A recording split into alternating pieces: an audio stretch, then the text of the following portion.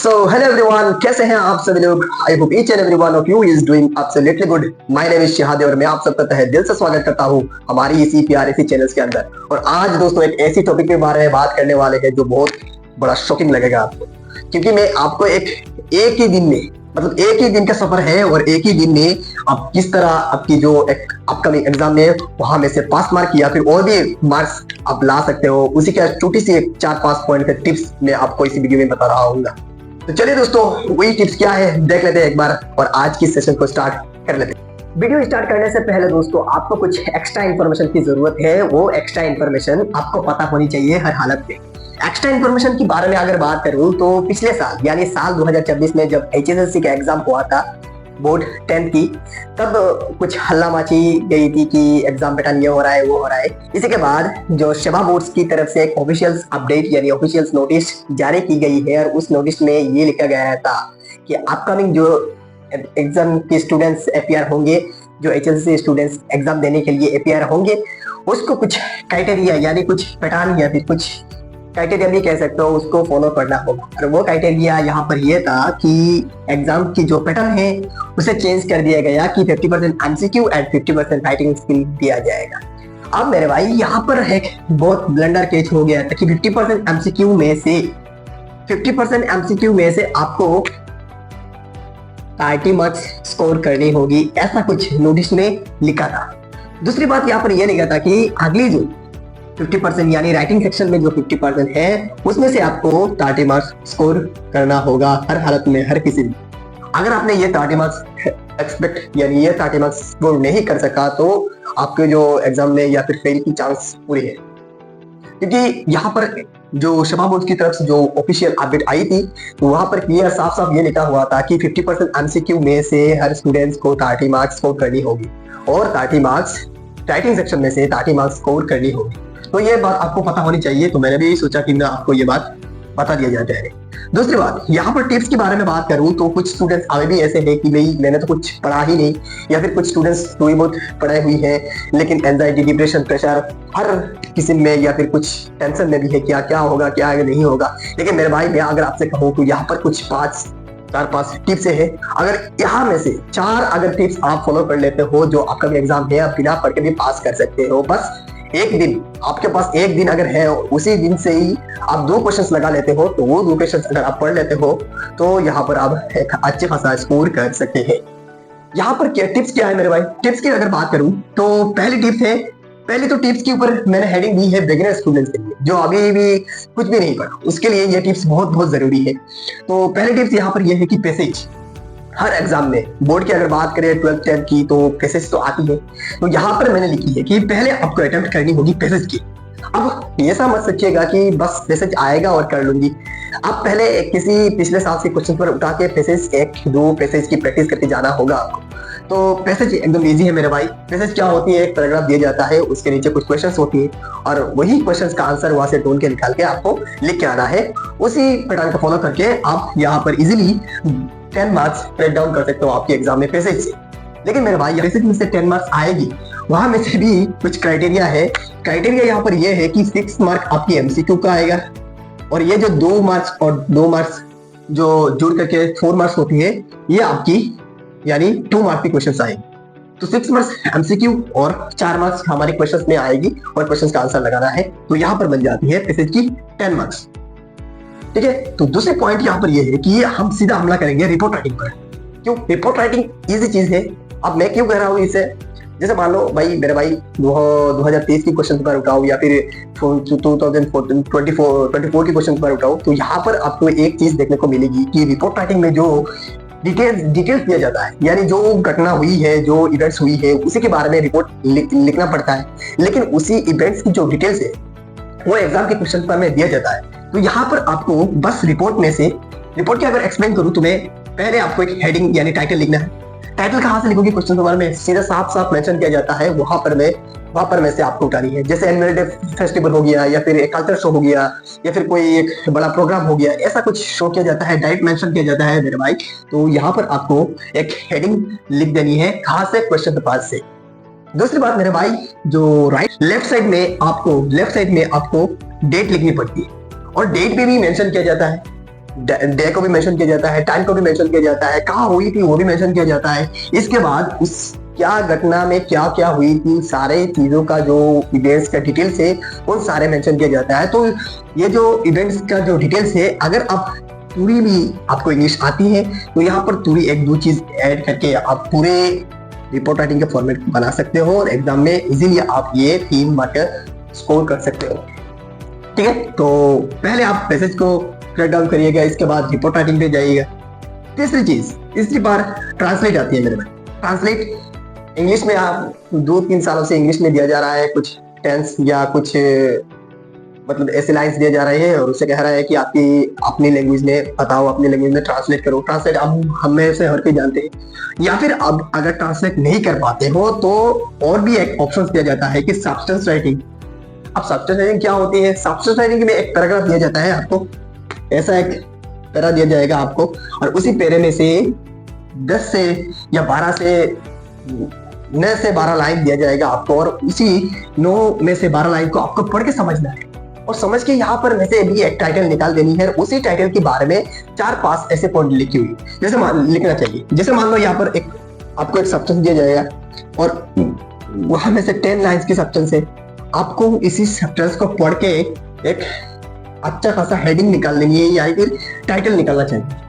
जब आप टाइटल निकाल लोगे तो यहाँ पर आपको एक टाइटल लिखना है और इसके बाद इसी टाइटल के ऊपर बेस्ड समझ के वहां से भी ऐड करके और खुद से भी कुछ ऐड करके आपको 10 है तो 5 लाइन आपको एग्जाम में लिख के आना है।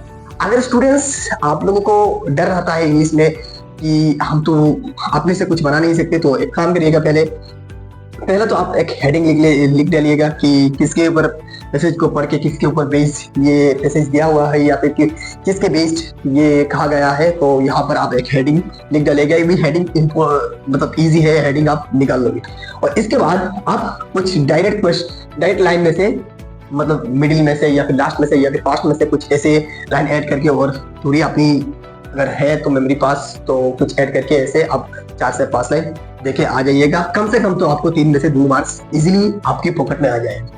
तो इसलिए मेरे भाई मेरे दोस्त, तो आपको पहले पैसेज करने के बाद रिपोर्ट करने के बाद आपको ट्रांसलेशन या फिर सब्सटेंस के ऊपर हमला करनी चाहिए।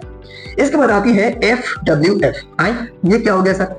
F का मतलब है फुटप्रिंट्स, W का मतलब है विदाउट और F का मतलब है फिट। यहाँ पर फुटप्रिंट्स विदाउट फिट क्या आपका एक बुक है जो छोटे बुक में आती है। क्लास 10 की इंग्लिश में से एक फॉर्मेट बुक है और दूसरी भी एक बुक दिया जाता है, वो उसका नाम है फुटप्रिंट्स विदाउट फिट। और फुटप्रिंट्स विदाउट फिट में से 14 मार्क्स आती है। अगर स्टूडेंट्स उसी 14 मार्क्स के इस्तेमाल करते हैं तो इजीली आपके एग्जाम में आप ये भी स्कोर कर सकते हो। अब कैसे? पहले तो आप ये समझ लीजिए कि 14 मार्क्स में से 4 + 4 यानी 4 मार्क्स के 2 क्वेश्चंस आती है मेरे भाई और ये 2 क्वेश्चंस फिक्स्ड है। किसी भी चैप्टर्स यानी यहाँ पर 4 चैप्टर्स के बारे में बात होती है। 4 चैप्टर्स आपकी सिलेबस में है। 4 चैप्टर्स में से पहले वाले चैप्टर्स और दूसरे वाले चैप्टर्स में से और दिया जाता है, तीसरे वाले चैप्टर्स और चौथे वाले चैप्टर्स में से भी और दिया जाता है। यानी यहाँ पर भी एक क्वेश्चन आपको दिया जाएगा, यहाँ पे एक क्वेश्चन दिया जाएगा और उन्हीं 2 में से किसी एक क्वेश्चन को आपको लिखना है एग्जाम में।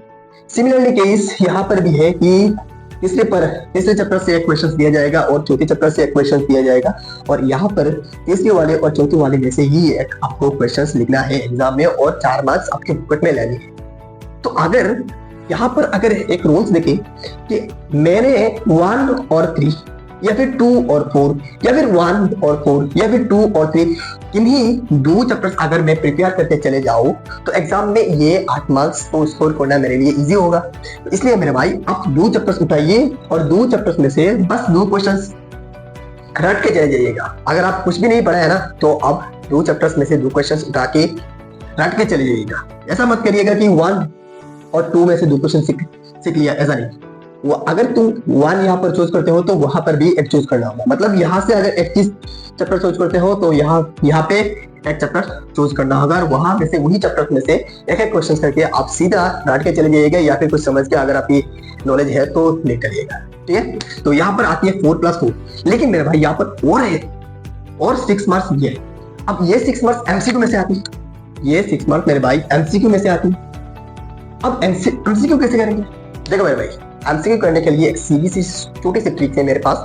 आप इन 4 चैप्टर्स को सिर्फ एक बार रेटिंग करके चले जाइएगा एग्जाम हॉल में। जैसे मान लो चैप्टर्स, हमारे पहले चैप्टर्स का नाम है मिडनाइट डिजिटल। अब मिडनाइट डिजिटल पूरे चैप्टर्स ट्रोली एक बार एनसीईआरटी रेड कर लेना, लाइन बाय लाइन एक बार पढ़ लेना, और वहां में से जो नाम मिलेगी या फिर कोई साल मिलेगी या फिर कोई डेट मिलेगी, या फिर जैसे मान लो उजाबुल का नाम मिल गया, उजाबुल एक फैटमैन है, और मान लो मैक्स एक सीक्रेट एजेंट है, फॉलोअर एक राइटर है, और ऐसा चीज मिलते हैं तो उसे अंडरलाइन करके बस एक बार देखते चले जाइएगा। एग्जाम हॉल में सीधा वहीं से क्वेश्चन आ जाती है। ऐसे एक स्टेटमेंट उठा के दिया जाता है कि ये स्टेटमेंट ट्रू है या फिर ये स्टेटमेंट फॉल्स है, या फिर ऐसा डायरेक्टली एमसीक्यू आ जाती है कि वहां पर कौन उजाबुल को फॉलो कर रहा था, फॉलोअर है या फिर मैक्स है या फिर कोई और, ऐसा भी करके आपको पूछा जाता है। तो अगर आप इन 4 चैप्टर्स को ट्रोली एक बार एनसीईआरटी से रेटिंग लगा देते हो तो 6 मार्क्स में से आपकी 4 मार्क्स पक्के हैं मेरे भाई। मैंने बहुत सालों से स्टूडेंट्स को गाइड कर रहा हूँ और मेरे पास यही एक्सपीरियंस है कि इन 6 मार्क्स में से 4 ऐसे एमसीक्यूज है जो एग्जाम में इजीली मतलब सिंपल टाइप में पूछा जाता है। 2 अटपटा हो सकती है, लेकिन अगर आप सही से इन चैप्टर्स की इलैबोरेट या फिर इंट्रोडक्शन पार्ट को समझ लेते हो तो ये 6 मार्क्स भी आपके मुट्ठी में हो जाएगी। तो मेरे भाई यहाँ पर मैंने देखा कि अगर मैंने 2 क्वेश्चंस लगा दिए तो 2 क्वेश्चंस अगर लिख डाला तो लाइफ हो गई मेरी जिंगलाला। और यहाँ पर अगर एमसीक्यू की 4 चैप्टर्स की बात करूं तो 4 चैप्टर अगर एक बार ट्रोली मैंने पढ़ डाला तो यहाँ पर भी मेरा लाइफ हो गया जिंगलाला। तो अगर मैं ऐड करूं तो यहाँ पर 10 और यहाँ पर 3 और यहाँ पर 3 और यहाँ पर 14, यहाँ पर अगर इन 4 पॉइंट्स को मैं ध्यान से पढ़ के या फिर ध्यान से देखिए तो यहाँ पे भी मेरा 30 मार्क्स स्कोर हो रहा है। लेकिन मेरे भाई यहाँ पर बहुत बड़ा फैक्टर ये है कि मैंने बस 2 क्वेश्चन सीखी है, ये क्वेश्चंस और ये क्वेश्चंस, ये सब तो मैंने सीखी नहीं, बस प्रैक्टिस करना है, बस प्रैक्टिस करना है, बस प्रैक्टिस करना है। 1 point practice, 2 point practice, 3 point practice, 4th point में से बस इन्हीं चैप्टर्स 4 चैप्टर्स में से 2 चैप्टर्स के 2 क्वेश्चंस लगाना है और एमसीक्यू के लिए ये चारों चैप्टर्स को ट्रोली एक बार एनसीईआरटी से रीडिंग करनी है। बस यहाँ पे भी हमारी 30 मार्क्स का स्कोर हो जाती है। लेकिन मेरे भाई यहाँ पर अगर बात करें 5th पॉइंट, ये भी इजी है, कुछ स्टूडेंट्स क्या करते हैं पढ़ते भी नहीं है, लेकिन उनके लिए ये बेनिफिट्स है। जैसे मान लो मैंने यहाँ पर कहा था आपको एग्जाम बेटा में 50% एमसीक्यू आती है। अब अगर एग्जाम 90 मार्क्स का होती है तो 90 मार्क्स का 50% कितना होती है 45 मार्क्स, तो 45 marks MCQ, 45 marks writing section में आएगी। अब 45 मार्क्स एमसीक्यू में से मेरा यहाँ पर 6 एमसीक्यू और यहाँ पर भी 6 एमसीक्यू, कितने एमसीक्यू हुई 12 एमसीक्यू हुई सर। अगर 12 एमसीक्यू 45 में से अगर मैं सब्ट्रैक्ट करूं तो कितने रह जाती है 33 एमसीक्यू रह जाती है। यहाँ पर मैंने लिखा रह जाता है, यानी अगर आपको 6 और 6 जोड़ के एमसीक्यू अगर सब्ट्रैक्ट करें तो आपके पास ये 30 एमसीक्यू रह जाता है जो एग्जाम में खुले आएगी। और एमसीक्यू हम सब एमसीक्यू को अटेम्प्ट करके आना है, चाहे वो इजी हो, चाहे वो हार्ड हो, चाहे हमारे आंसर गलत आए, चाहे हमारे आंसर सही आए, तो यहाँ पर भी हम स्कोर कर सकते हैं। अगर मेरे भाई मान लो आपने ये 30 एमसीक्यू अटेम्प्ट किया और आपको मिनिमम आपको अगर 10 एमसीक्यू सही हुए तो यहाँ पर भी हमारी 10 ऐड हो जाएगी, वहां पर भी हमारी फायदा है। तो शॉर्टली अगर इलाबोरेट करें तो पहले चीज आपको पैसेज में जाना है। पैसेज में मैंने बता दिया 10 मार्क्स आती है, 6 मार्क्स एमसीक्यू और 2 मार्क्स के 2 क्वेश्चन आती है, ये इजी है, कर डालोगे। दूसरी बात यहाँ पर ये है, दूसरे पॉइंट में मैंने लिखा रिपोर्ट राइटिंग।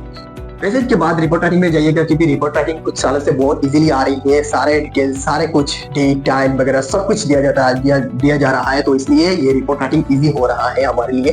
तो यहाँ पर भी आप अगर पूरी तरह से कर डालते हो तो यहाँ पर भी 3 मार्क्स आप मुट्ठी में ले सकते हो। तीसरी पॉइंट यहाँ पर मैंने लिखा ट्रांसलेट। कुछ स्टूडेंट्स अगर ट्रांसलेट में इजी है, जैसे मान लो तुम्हारी लैंग्वेज में दिया जा रहा है, अगर तुम्हारी लैंग्वेज असामीज है या फिर बंगाली है या फिर कुछ हिंदी है, कुछ भी है, तो तुम्हारी लैंग्वेज में बस इंग्लिश की थोड़ी मतलब अगर समझ में आ जाती है तो ये ट्रांसलेट कर सकते हो। अदरवाइज अगर आप ट्रांसलेट नहीं कर सकते हो तो इसका भी ऑप्शन है, आप सब्सटेंस राइटिंग पर जाइएगा। मैंने बता दिया कि सब्सटेंस राइटिंग कैसे किया जाता है।